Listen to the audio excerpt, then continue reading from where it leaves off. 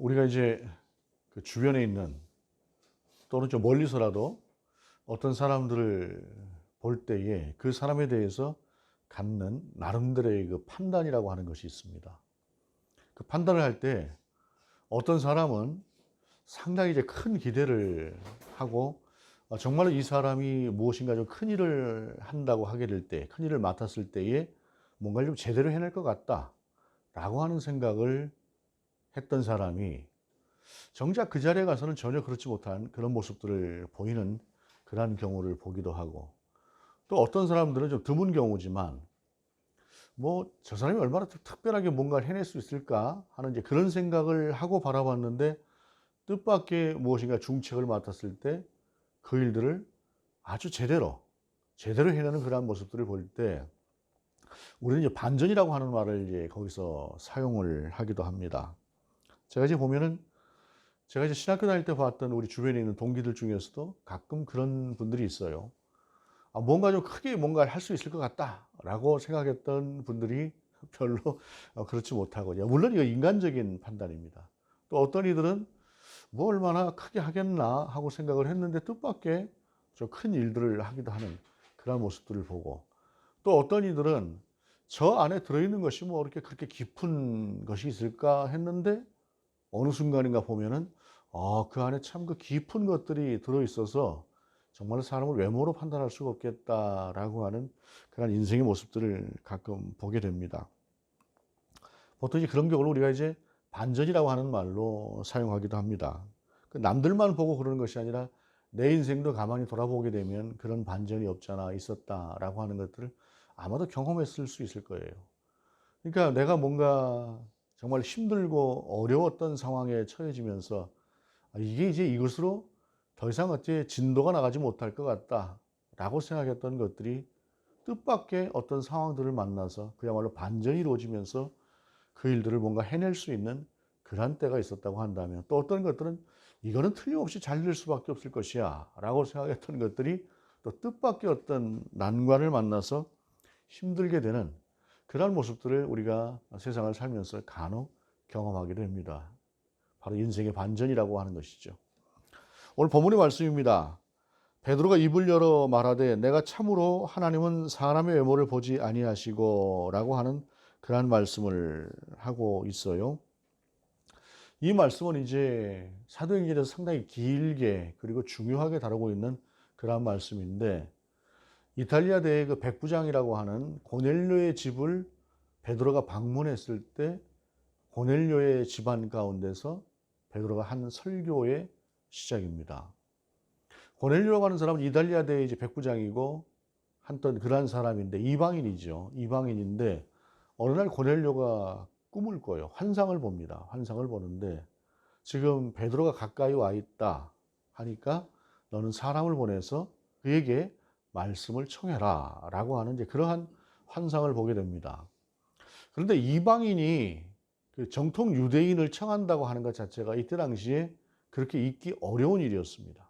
그런데 고넬료에게 하나님께서 특별히 그런 환상을 통해서 그에게 보내주셨고, 근데 고넬료에게만 이제 보여주신 것이 아니라 베드로의 경우에는 더 크게 보여주셨습니다. 그것은 뭐냐면 베드로가 비몽사몽간에 꿈을 꾸는 듯 환상을 보는데 하늘로부터 보자기가 내려오는 것이에요. 보자기가 내려오는데 네 귀퉁이를 위에서부터 줄로 메어다는 그런 보자기가 내려오는데 그 안에 보니까 유대인들, 이스라엘 사람들의 입장에서는 먹을 수가 없는 그런 가증한 짐승들이 그 안에 들어있는 것이에요. 그러면서 음성이 들리기를 잡아먹어라 라고 이렇게 음성이 들려오는 것입니다. 그러다 보니까 제가 그럴 수 없습니다. 저는 이런 가증한 것들을 먹은 적이 없습니다 하고 베드로가 거절을 해요.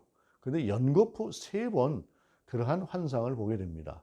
그러고 나서 고넬료가 보낸 그러한 이제 사람이 베드로를 방문해서 고넬료가 당신을 찾습니다. 당신이 좀 초대에 응해 주셨으면 좋겠습니다 하는 그러한 얘기를 하게 되는 것이죠. 그러니까 생각해 보십시다. 이방인이 초대를 하는 그 초대에 베드로가 다른 때 같으면은 응답을 안 했을 것이에요. 다른 때 같으면 우리는 이방인하고 상대를 하지 않는다, 그렇게 이야기를 했을 텐데 한 번도 아니고 3번이나 그런 환상을 하나님께서 보여주시면서 베드로에게 이미 한번 보여준 것들이 있기 때문에 베드로는 그렇게 고넬료의 집으로 찾아갔던 것이죠. 그런데 이렇게 찾아가서 지금 베드로가 말하고 있는 참으로 하나님은 사람의 외모를 보지 아니하시고라고 말씀하시는 이 말씀이라고 하는 것은 우리가 생각할 때 외모라고 하는 것이 뭐 빈부라거나 또는 귀천이라거나 하는 그러한 외모가 아니라 이방인을 가리키는 것이에요. 이스라엘 사람과 이방인을 가리지 않으신다라고 하는 것을 이야기를 하고 있는 것인데, 이것은 이스라엘의 역사 속에서 정말로 어마어마한 대반전입니다. 세상이 바뀌는 그러한 반전의 역사가 일어나는 것이 바로 오늘 본문 속에서 나오는 그러한 모습입니다. 유대인들은 이방인하고 같이 밥도 먹지 않습니다. 그리고 구원은 이스라엘을 통해서 이스라엘 사람들에게 주어지는 것이지 이방인에게 주어지는 것이 아니다라고 하는 것이 이스라엘이 가지고 있는 오래된 1000년 넘게 내려오던 그들의 사고방식이었습니다. 그런데 그 이방인에게도 예수 그리스도의 복음이 전해질 수 있다라고 하는 이 사실은 당시로서는 상상을 할 수가 없는 그러한 일들이었다라고 하는 것입니다. 그렇게 베드로가 그 상황에서 사람을 외모로 보지 아니하신다라고 하는 것을 고백하고 있는 본문의 말씀입니다. 사실 실제로 베드로 같은 경우에도 인생의 반전이 있었던 사람이죠.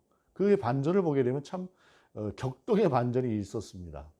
갈릴리에서 어부로 생활을 하고 있던 그가 어느 날 예수 그리스도의 부르심을 받지요. 그리고 그분을 3년 동안 따라다니지 않습니까? 열심히 따라다녔더니 어느 순간인가 예수님의 가장 가까이 있는 제자가 되었죠. 그런데 그 예수님께서 자기 자신들의 그러니까 선생님이신 그 주님께서 3년이 지나고 나서 봤더니 세상을 다 움직이시는 그러한 주님이시라는 거죠. 세상이 그리고 그를 메시아, 곧 이스라엘을 구원하실 분으로 사람들이 다 알고 있을 만큼 우리 주님의 명성은 세상 가운데 그렇게 높아진 그러한 상황이었습니다. 그리고 자신은 그 주님의 가장 가까이에 있는 사람이 되어져 있었던 것이죠.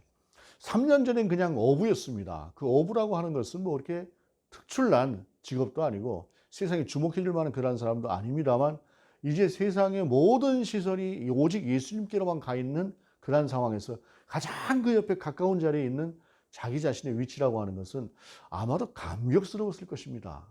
그리고 나서 지난주에 말씀드린 것처럼 호산나 호산나 하는 그 소리를 들으면서 종려나무 가지를 그 흔드는 그 사람들 속에서 그들이 이제 예수님을 그들의 구원자로 여기는 그러한 상황 가운데서 가장 가까이에서 주님과 함께 아주 어깨를 당당히 펴고 그러고 들어가지 않았겠습니까? 그런데 그 주님이 들어가서 며칠 되지도 않아서 대제사장의 무리들에게 잡히셨고, 잡히신 것도 그냥 모자라서 한나절 만에 그냥 그분이 십자가에 달려서 죽으심을 맞이하지 않았습니까?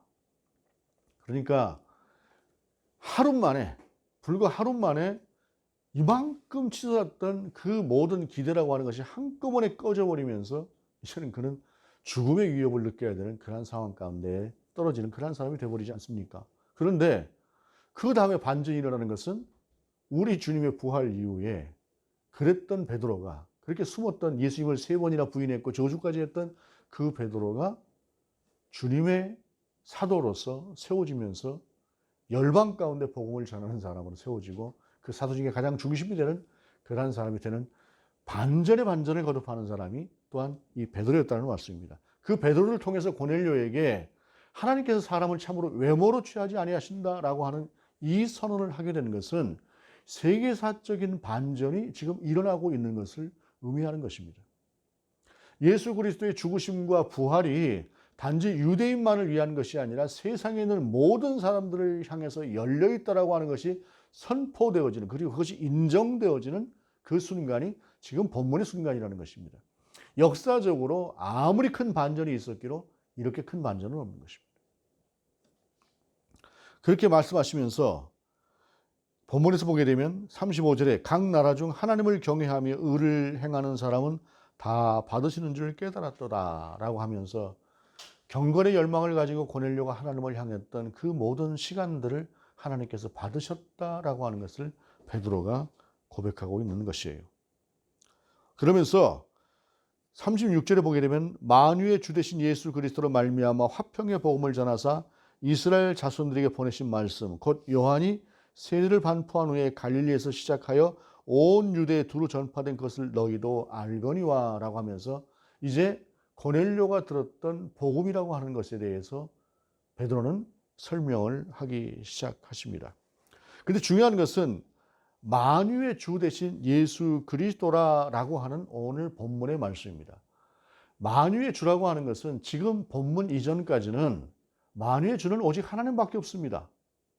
만유의 주는 오직 하나님께만 해당되는 말이 만유의 주입니다. 만유의 주라고 하는 세상 모든 만물, 존재하는 모든 것들의 주인이시라고 하는 말씀인데 그 만유의 주라고 하는 호칭을 어디로 가지고 오느냐? 예수 그리스도께로 가지고 오는 것입니다.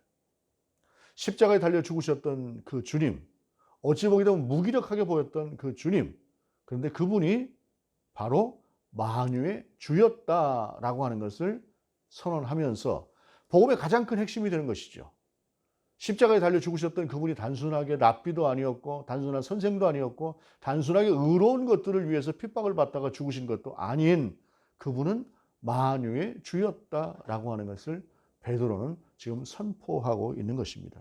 그러면서 요한이 세례를 반포하면서 그 과정에서 예수님께서 요한의 증거로 말미암아 등장을 하셨고 그 등장을 하신 주님께서 공생의 시간들을 통해서 병자를 고치시고 귀신을 내어 쫓으시고 세상 가운데 역사하셨던 그 주님의 역사를 설명하면서 그것을 너희가 들었다, 그것을 너희가 알았다라고 말씀하고 있는 것입니다. 그리고 이것은 복음이 대략적으로 그들 가운데 전해졌던 것들에 대해서 베드로가 말씀을 하고 있는 것이죠. 그런데 정작 중요한 것이 그 핵심이라고 하는 것은 무엇인가? 이제 베드로가 말씀하고 있는 말씀입니다. 38절에 하나님이 나사렛 예수에게 성령과 능력을 기름 붓듯 하셨음에 그가 두루다니시며 선한 일을 행하시고 마귀에게 눌린 모든 사람을 고치셨으니 이는 하나님이 함께 하셨습니다.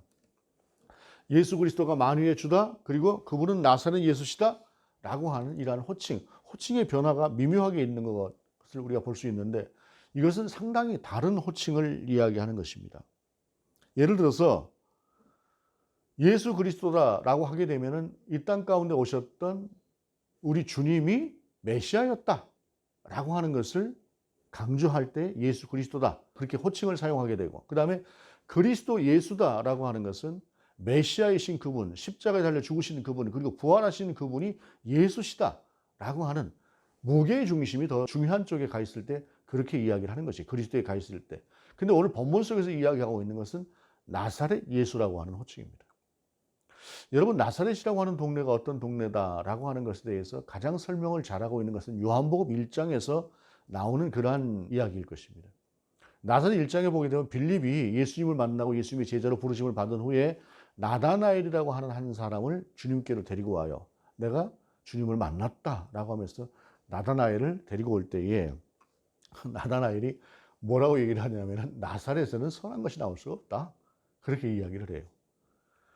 하나님의 나라를 열망했던 그 경건한 사람, 우리 주님께서 나다나엘이 나올 때에 내가 무화과 나무 아래 있을 때 봤다 라고 이야기를 하지 않습니까? 그리고 그에게는 간사한 것이 없다. 그러니까 즉 그 말은 정말로 이 사람은 경건한 사람이다.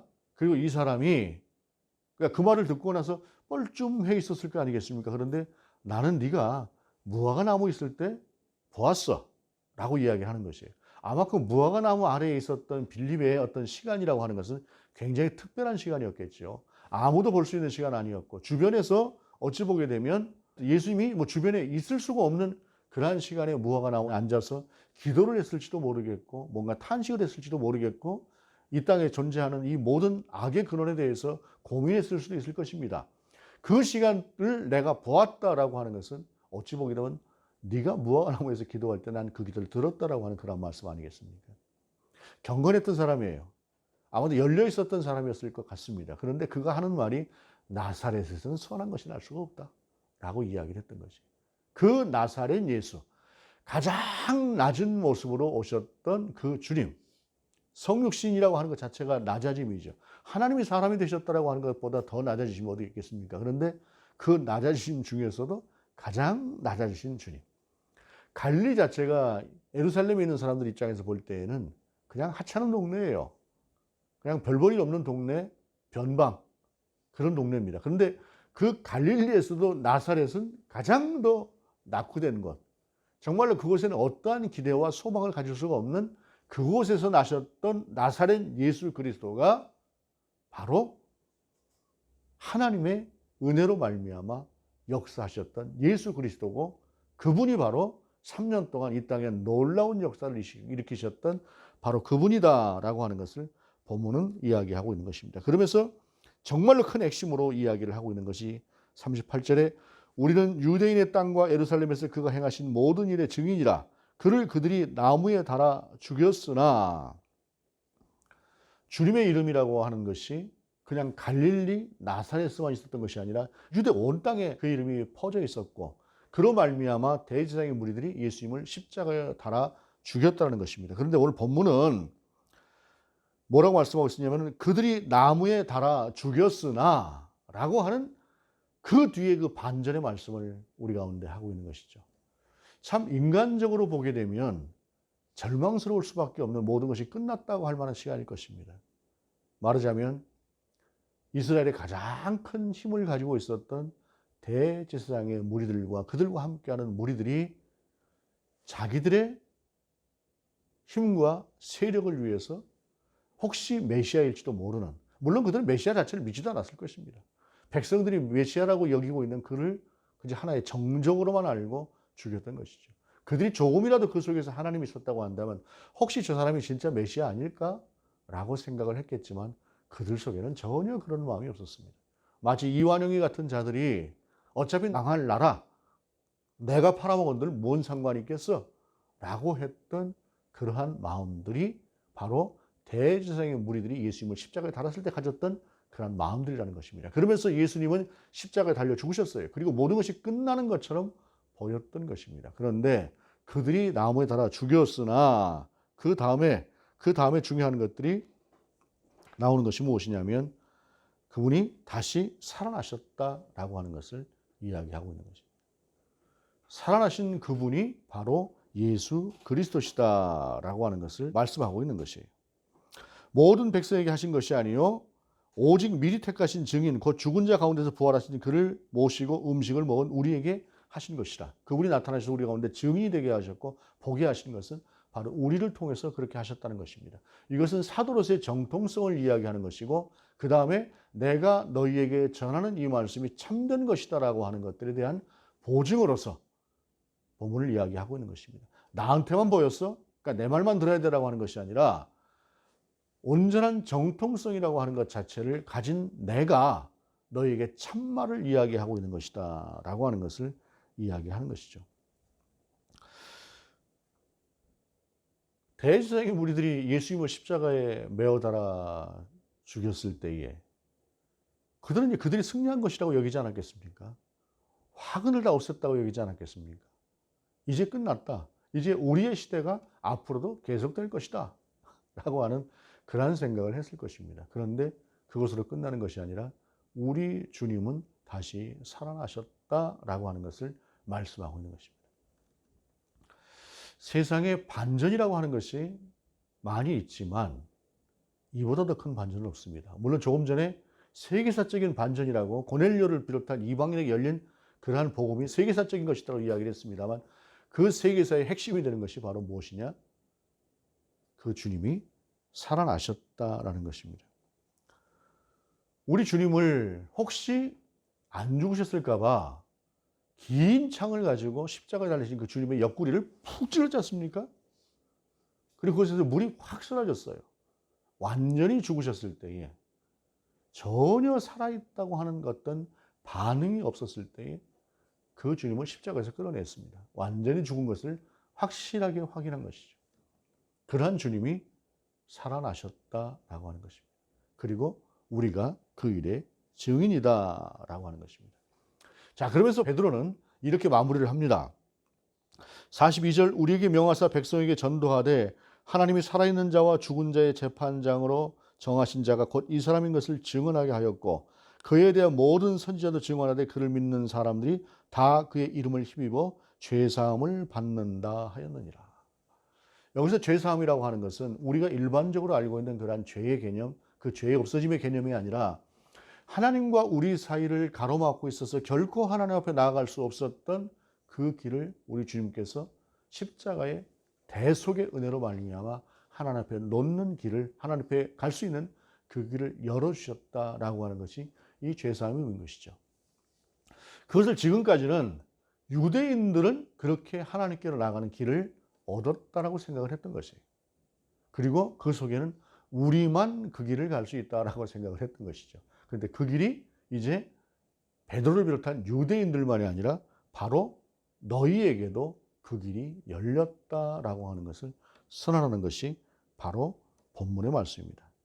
그를 믿는 사람들이 다 그의 이름을 힘입어 죄 사함을 받는다. 그를 믿는 그 믿음 하나, 예수 그리스도를 바라보는 그 바라봄, 그것을 통해서 그렇게 된다라고 하는 것입니다. 그 죄 사함의 은혜를 통해서 열려진 길이 바로 오늘 저와 여러분에게 열려진 길입니다. 세상에 살아가면서 이런저런 반전도 있고 이런저런 인생의 역전도 있습니다. 그런데 그 어떤 역전, 그 어떤 반전보다 크고 놀라운 것은 바로 우리 주님이 십자가에 우리를 위해서 죽으셨다는 것. 우리 같은 사람을 위해서 죽으셨다는 것. 하나님께서, 만유의 주이신 그리스도께서 십자가에 달리셨던 것, 우리를 위한 것이라고 하는 것이 이 세상에 이보다 더 큰 반전이 없을 것이고, 그리고 그것으로 끝난 것이 아니라 그 주님이 살아나셨다는 것이고, 살아나셨을 뿐만 아니라 그 주님이 하나님의 나라에 오르시면서 이제 우리도 그러한 하나님의 나라를 유업으로 받을 것이다 라고 하는 것을 우리로 하여금 알게 하시고 그 길을 열어놓으신 그 길을 우리가 가게 될 것이다 라고 하는 사실입니다. 여러분, 세상이 부활이라고 하는 것에 대한 소망을 그렇게 깊이 갖지 않는 세대 가운데 우리가 살고 있습니다. 부활? 그냥 성경에만 있는 것 같은 그런 생각을 하기 쉬운 시대를 살아가고 있습니다. 하나님에 대한 어떤 경외감이라거나 하나님을 향한 어떤 마음들, 그러한 것들을 갖고 살아가기가 참 쉽지 않은 시대입니다. 그런데 여러분, 그를 믿는 모든 사람들이 죄사함을 얻었고 그 예수 그리스도의 은혜를 통해서 우리에게 하나님께로 나가는 길이 열렸다고 하는 이 사실은 비록 우리 마음에 쿵당거리는 그러한 기쁨과 흥분은 아니라고 할지라도 우리 인생의 세계관, 우리 인생의 모든 기준들을 바꿔놓은 유일하고 온전한 역사입니다. 그리고 그것이 있어서 오늘 저와 여러분이 이 자리에서 부활의 예배를 드리고 있고, 저와 여러분이 이 땅 가운데 살아가는 날 동안 우리의 삶으로 그 부활의 증인다운 그러한 삶을 살고자 부족한 대로 반응을 하고 있는 것이 바로 우리 주 예수 그리스도의 반응이다라고 하는 것입니다. 35절, 각 나라 중 하나님을 경외하며 의를 행하는 사람은 다 받으시는 줄 깨달았도다 라고 하는 이 말씀은 고넬료라고 하는 사람이 특별히 의롭게 살았기 때문에 주어진 말씀이기도 합니다만, 여러분, 믿음과 삶이라고 하는 것은 결코 구분되지 않습니다. 믿음은 삶으로 증명되고 삶을 통해서 믿음은 증명되는 것입니다. 그런 우리에게 있어서 우리의 생각과 우리의 가치와 우리의 기준이라고 하는 것이 어디에 있는가, 이 아침에 다시 한번 그 거룩하신 우리 주님의 부활의 은혜를 소망하며 우리 인생의 반전을 이루신 그 주님, 설사 우리가 지금 깊이 그 부활의 은혜에 감동하지 않았다고 할지라도 그 죄사함의 은혜가 이미 나를 구속하셨고 내 삶을 끌고 가신다고 하는 그 사실을 다시 한번 기억하시면서 그 부활, 우리 인생의 최대의 반전을 이룬 그 부활이 결국 우리 인생의 최고의 역전을 이룰 것이다 라고 하는 것을 기억하시면서 하나님의 나라를 소망하고 그 부활하신 주님과 함께 우리 가운데 주어질 그 나라들을 바라보고 소망하는 저와 여러분 될 수 있기를 바랍니다. 어저께 제가 연세 드신 장로님 한 분, 은퇴하신 장로님이에요. 그 장로님하고 이야기를 하는데, 그 장로님하고만 이야기를 한 것은 아니고 주변에 몇 분들이 있었습니다. 몇 분들이 있었는데 그분이 세상에 자꾸 지옥으로 우리를 인도하려고 하는 사람들이, 세력들이 많은 것 같다라고 하는 그런 이야기를 하시더라고요. 그러면서 이제 어떻게 살아야 될 것인가, 이런 것들에 대해서 이야기를 하시기에 그런 고민을 하면서 살아가는 것이 하나님의 나라로 가는 길입니다 라고 하는 말씀을 드렸습니다. 여러분, 우리 안에 우리가 완전할 수는 없습니다. 온전할 수도 없습니다. 그러나 중요한 것은 우리 안에 있는 그 부활, 오늘 본문을 통해서 말씀하신 우리 주 예수 그리스도를 끌고 가신 그 성령의 역사, 그 역사가 부활의 증인이며 부활을 소망하며 부활이 최고의 가치라고 하는 것을 분명히 인정하고 살아가는 저와 여러분의 삶을 끝까지 인도하시기를 주님의 이름으로 축원합니다. 주님이 부활하셨기 때문입니다. 그 부활이 또한 우리의 부활이기 때문입니다. 기도하시겠습니다. 주님, 주님이 부활하셨음을 믿고 주님이 부활하셨음을 감사드립니다. 그 부활이 우리의 부활임을 또한 알고 믿고 감사드립니다. 주 예수 그리스도 이름으로 기도드립니다. 아멘.